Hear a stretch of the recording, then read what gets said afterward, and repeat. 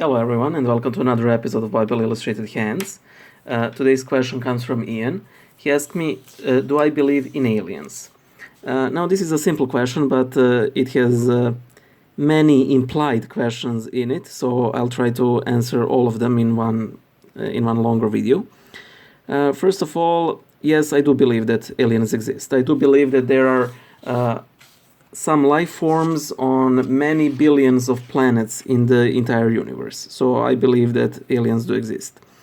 Do I believe that they are sentient? That there are sentient life forms? I don't know, and I wouldn't pertain to that answer. I will simply refrain from having any belief in such a claim. So you could call me an intelligent alien agnostic.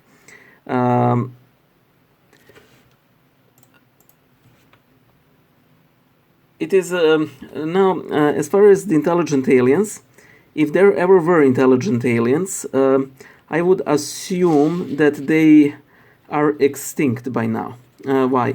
Because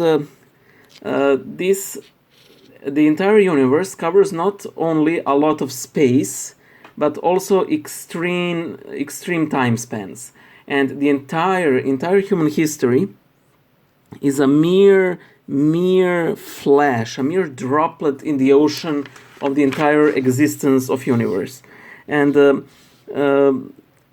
unless these aliens found some way to traverse,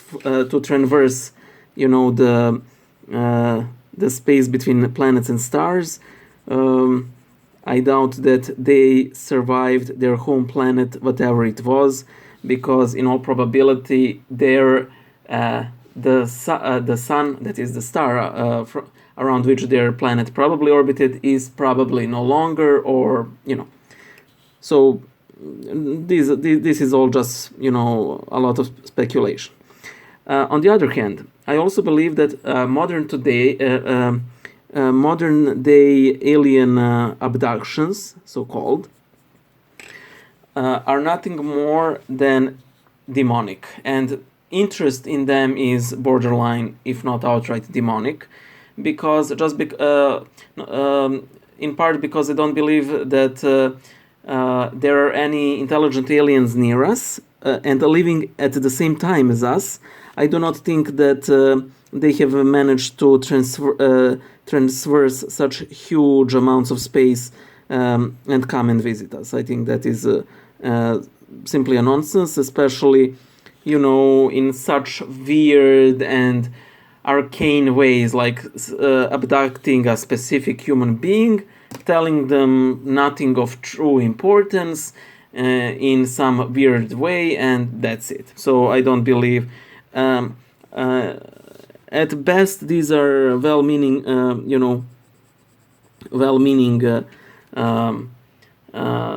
hoaxes, so to speak, and at worst they're outright demonic. The Satan taking the form of something that a person is interested in, because we all a lot of people would like that we are not alone. And aliens are the next best thing now that God is out of the vogue. So there's that. I also believe that as regards to alien abductions and everything, science is basically the new magic. Just like in the old stories when you have Deus ex machina, a deity that appears and fixes everything. So too is the science with aliens, except it's not God, it's not a sorcerer. Those are just aliens, and just because they're aliens, we assume that they're scientifically far more advanced than us, and that their technology does not have to follow some conventional logic, like them, for example, locating us, transversing that wide open space and everything. Now, assuming that there are intelligent aliens and let us assume that they're still alive. Of course, as a Christian, because we're Christians, the next logical question is, well, what should be our Christian stance towards them? I'm of Stephen Hawking's opinion that we should never, ever attempt to communicate with aliens, because at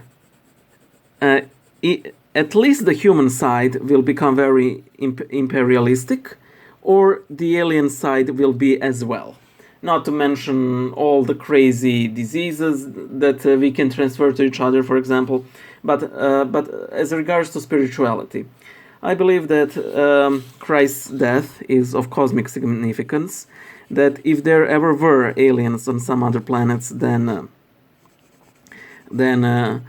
Christ covers them all, and there is, ironically, a sort of a precedent in the lives of the saints, in the life of Saint Christopher.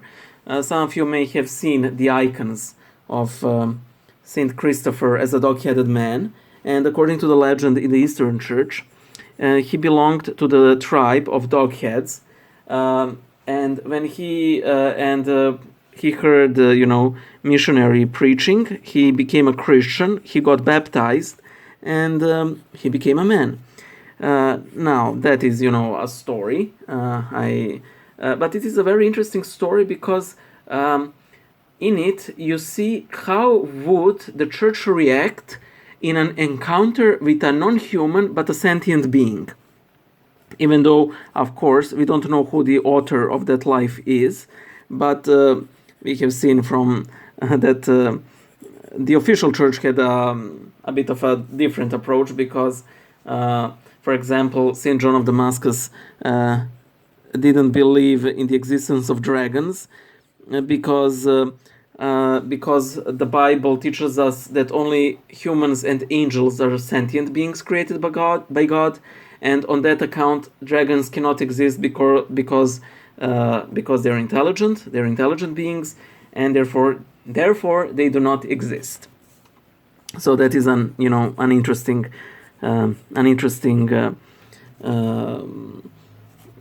approach to the subject. I'm also reminded of this Catholic council in the medieval ages, which, if I remember correctly, put under anathema a teaching that vacuum cannot exist, and they basically claimed that if God wants to create a vacuum, he can. So that is a very interesting approach. On the same basis, I believe that you can claim that if God wants orcs to exist, he can create them, which is technically true, but it's still not an argument of their existence, but still it is an interesting approach to things, And ironically, that council was right, because there is such a thing as vacuum. I believe that's it. One of the priests that I know said that he would essentially baptize every sentient being that's capable of love. And I would tend to agree with such a position. I think it is a good position to have. Bye.